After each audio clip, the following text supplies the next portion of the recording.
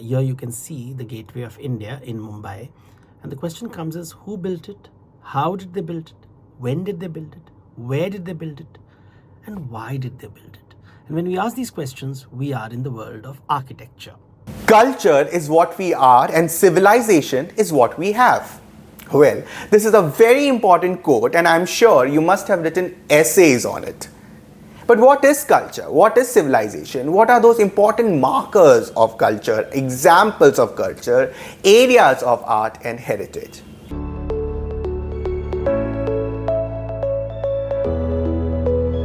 Hello everyone, I am Manas Srivastava and I am here with the new fresh season 2 of Art and Culture with Devdutt Pattanaik. Now in the very first season, we talked about some basic definitions, examples, we went into the topics like literary art. In the second season, Devdutt is going to take us through something very new. Now for example, if I ask you that what are these cultural clues which tells you about civilization, what will come in your mind first? You might talk about buildings, monuments, paintings, coins, pottery. What are these? These are elements of visual art.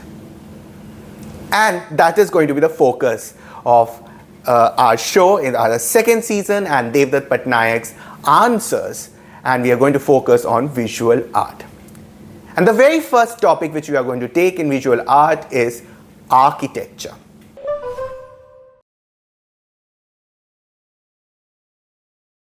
So first of all, I'll welcome Devdutt Pattanaik to our show, which is meant not only for UPSC but other competitive examinations where art and culture becomes a relevant topic and theme. And also, you would know a lot of things for your knowledge in general. So Devdutt, allow me the first question. The first question, we'll start with a very basic question but yet very important. If you can explain to us, tell us, what is architecture and why should we study architecture?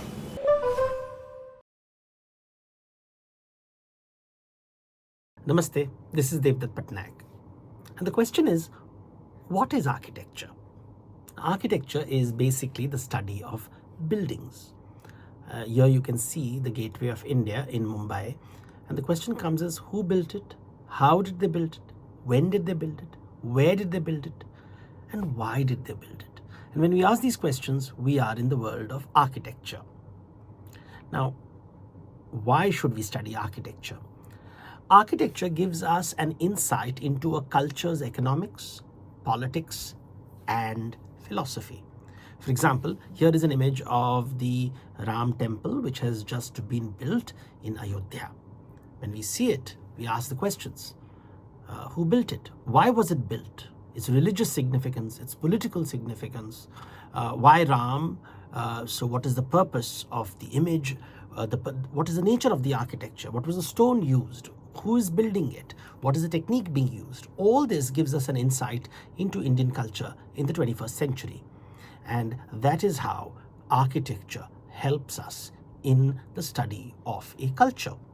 So that's how we started. Okay, so we start with a definition, and as Devdutt has explained it in a very lucid manner. Similarly, when you are writing or you are telling it to somebody, please be as simple as you could be with examples. And also it is important to understand that why any topic has to be studied. So both the parts have been answered by Devdutt.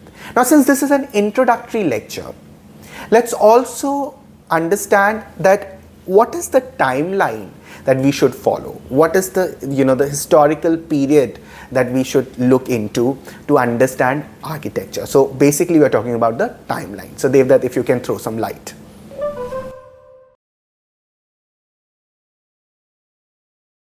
To study architecture of India, we have to go through a series of periods because India has a very long history. We begin typically with the prehistoric period. Usually people begin with Harappa, but I always tell people to begin with the prehistoric period because we did have settlements and dwellings at that time. There were pit dwellings. People used to dig holes in the ground to protect themselves from the weather, from wild animals.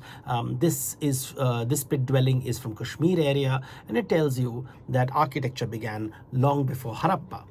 But then comes the Harappan civilization 4,500 years ago, when the pyramids were being built in Egypt, and here we study about their magnificent cities, followed by a 1,000-year gap of the Vedic period. This is followed by the Mauryan period, an imperial age influenced by the Persian Empire, where we start seeing pillars of royalty and images of Buddhism and Jainism. There is the stupa, there are the caves, there are the chaityas, the viharas, and gradually we move from 300 BC towards 300 AD towards the Gupta period, and here a gentle transition from Buddhism and Jainism towards the early forms of Hindu temple art. And that leads us to the great temple period, which starts roughly around the 5th century AD.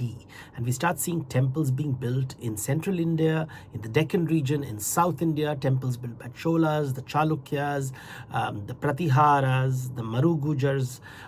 These are the new images in Kalinga. The temple architecture is very different, and then goes through a dramatic transformation around the 12th century when Muslims come into India from the Central Asia, from Afghanistan, from Iran, bringing with them new architecture like mosques, tombs, dargahs, and after that period comes the Rajput period. Well, not after, but simultaneously, because while the Islamic architecture is coming, new technology is coming to India, we find that new forms of architecture are emerging in India too. We find the step wells, which are more elaborately carved. We find jharoka houses, stone houses. We find the chhatris being built, especially in the Rajasthan region. These are unique architectures which were not built before this period. Then comes the colonial period, when the Europeans came to India. You have the churches and of course the Indo-Islamic style of modern architecture, for example, that you see here at the Chhatrapati Shivaji terminus in Mumbai, which resembles a similar terminus built in London, and it shows a modern world when technology has come in, industrialization has come in, the agricultural world has come to an end, and it's an imperial statement being made. This is followed by the modern era, the Republic of India. And in the Republic of India, the Nehruvian vision was to move away from tradition, and therefore this modernist architecture emerges that could be located anywhere. And thus we see India going through many phases of art and architecture. And you see in each phase there's something to learn. It tells us something about that period's economics, politics, and philosophy. And I hope you enjoy this journey. Definitely, by listening to you, we are getting the feeling that we are going to have a very educative cultural journey through various historical phases. So thank you for that. And there's a clue for students that when you are studying this topic, take a white sheet of paper, make some columns, make a table, and you can also study it historically, okay, for period wise, and then write important elements in each period. So we are going to talk about some of the most important periods in architectural phase as we proceed.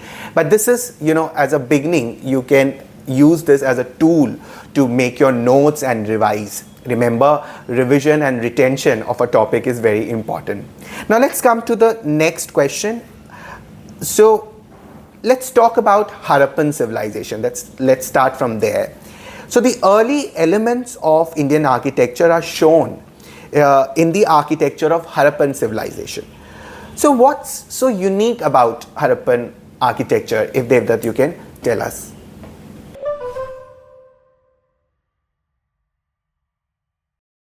The question is about Harappan architecture. A lot of questions are asked about this period. Now, when you study Harappan architecture, you should know when and where. So it is 2500 BCE to 1900 BC. That is 4,500 years ago. Now, what is happening around the world at this time? The pyramids are being built in Egypt. Ziggurats are being built in Mesopotamia. Mesopotamia is modern Iraq. Please look at the map so that you understand where it is located. And we know that these civilizations in Egypt, in southern Iraq, which was called Elam, were trading with the coasts of Gujarat and the Makran coast, which is where the Indus Valley Civilization thrived. So it is the Bronze Age trading network, and therefore The word trade should trigger the idea of mercantile communities, merchants, and therefore everything in this architecture of the Harappan period tells us about merchants.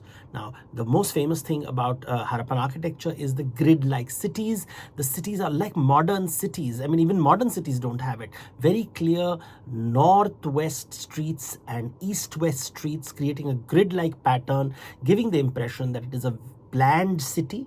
That's an important point to remember. Another point to remember is that it seems to have a citadel usually on the western side and the lower city on the eastern side, indicating that there is some kind of power structure. Another point to remember is that it has no grand monuments like tombs or palaces that is found in ancient Egypt, it's found in Mesopotamia, it's found in later times like in Mughal period, but it's not found in Harappa. So these people do not build monuments. They have this grand city, very well regulated and organized, but don't seem to be interested in public monuments. There is the Great Bath, which can be described as a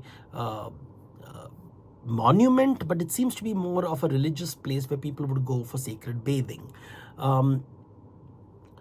Remember that the layout is always west is on the higher side and the east is on the lower side. As I said, that indicates some kind of power structure.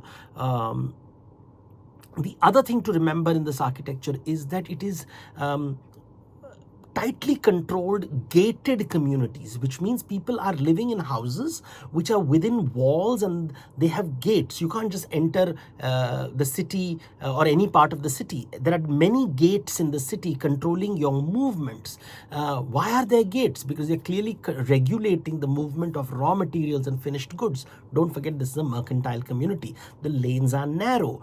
We know that the main street has a wide road where carts can go in both directions, but the narrow lanes allow only movement of one cart. There are no doors on the main road so that there is no traffic obstruction, but there are doors on the inner gullies, the second road, where goods can be unloaded and loaded. So it tells you they're very particular about logistics, about movement of goods. Now, once you have understood the architecture of the city, which is a bird's eye view, and then you have seen when you entered the city, the gates and the walls and the streets, you come to the houses, individual houses, and you notice that there are no windows opening towards the street. It is controlled. Nobody is opening the windows towards the street, almost as if you want to keep everything inside. There is a courtyard in the house, like modern Indian houses. The courtyard is important, but you can't see the courtyard from the door. Right in front of the door is a wall. So it all suggests a lot of secrecy, a lot of privacy is being given importance. So there is a courtyard. There are windows which open inside, not outside. There is a door, but there's a wall in front of the door, so you can't see inside. So remember how it is evoking. The architecture is evoking an idea and telling you these are people who love privacy, who love secrecy. They are associated with transmission of goods, raw materials, finished goods, and it indicates a mercantile civilization. Most famous point about them is that they manage water as well as drainage. Large number of wells are located, water bodies are located, which are trying to control. These areas while there is a river flowing, sometimes the river floods, and therefore the city is built on a platform so that it doesn't get flooded. So they are aware of flooding, but there are also it dries up. There are times when it dries up. So there's a water management system continuously controlling the water. In regions where there is a little bit of groundwater, there are lots of wells, 700 wells in one of the cities. Now, that tells you that, again, privacy, because why do you need so many wells? Because you don't want to share wells. Everybody has their private wells in their private courtyards. Then there are bathing platforms, and from there the water and the sewage leaves in a specific drainage pipes, modern drainage systems, suggesting that there were people managing these sewage systems, and the people didn't have to leave the city to use the latrines, and it tells you again about the secrecy about the city. The bricks are burnt bricks. Remember the Vedic period, they used mostly sun-dried bricks, but this is burnt bricks. They also use sun-dried bricks, and in the city of Dholavira, they also use stone. So it's not just burnt bricks, but they were all of standard size. 1:2:4 indicates again standardization, no decorations, so it is utilitarian. The houses look very similar to each other, so it is modular, so big and small, but they seem to all have a courtyard, all have windows. So these are important words: standardization, modular. And then of course there are these rounded circular platforms that we see, probably used in workshops, probably used for dyeing purposes. We don't exactly know what they were. We do find steps in places like Dholavira and water reserves, almost talking about like a step well maybe. And therefore, as I said, water management seems to be a very important part of this community. They lived in dry areas. Remember, right now these areas are complete deserts. In Kutch Desert, Lothal, Dholavira are in very, very dry areas. We know that many cities are in where the dried river Ghagar was located. So water management was an important skill that these people had. And all this reveals to us the Harappan architecture. Remember these points, and remember the merchant world and the secrecy and the privacy and the obsession with order, standardization, functionality, modularity, which tells you about the Harappan people. Thank you so much, Devdutt, for taking us to this Harappan civilization and talking about the architecture of the period. Aspirants must remember that Devdutt not only told us about a lot of examples of this period, but also told you some of the important points to keep in mind while studying architecture of Harappan civilization. This is something called, an advanced study, where you are not only understanding the features, but what those features mean for a society. That reminds me of certain questions from Harappan civilization architectural perspective. They can be as basic as question like write about the chief features of the town planning in Indus Valley Civilization. This is a very basic question. But there can be an advanced question where to what extent has the urban planning and culture of the Indus Valley Civilization provide input to the present day urbanization. Okay, so see how past is connected to present. They can talk about, how urban planning or the architecture of this period tells us about various class of the society of Harappan civilization. So, it's not just enough to know the examples of architecture in, Harappan civilization, but connect it to various other dimensions. And that is the advanced form of question which you must keep in mind and understand. So that's all from the first episode of the second season of Art and Culture with Devdutt Pattanaik. There is so much in store. There is, we're going to go historically. We're going to touch on various important elements of art and culture. It's like a class for you where you should sit with a pen and paper, note down important points. That's all from me today. You can also write to us on manas.srivastava@indianexpress.com. Please follow us. Please make the best use of our initiatives of Indian Express for your UPSC and other competitive examinations. And don't forget to subscribe and like the YouTube channel of the Indian Express. Think smart, work hard, conquer your goal. Bye-bye.